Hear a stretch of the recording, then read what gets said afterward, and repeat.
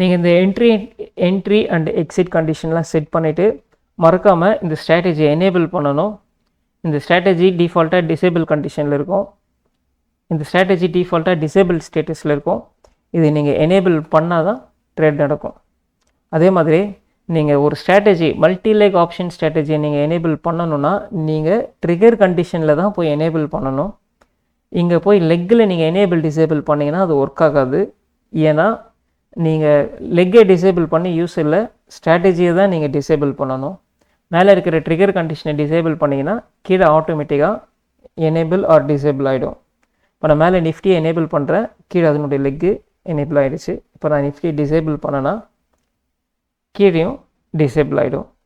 So நீங்கள் ஒரு strategy enable and disable பண்ணுறதுக்கு கண்டிஷன்ஸை தான் யூஸ் பண்ணணுமே தவிர லெக்ஸை டிசேபிள் பண்ணி யூஸ் இல்லை. தேங்க்யூ.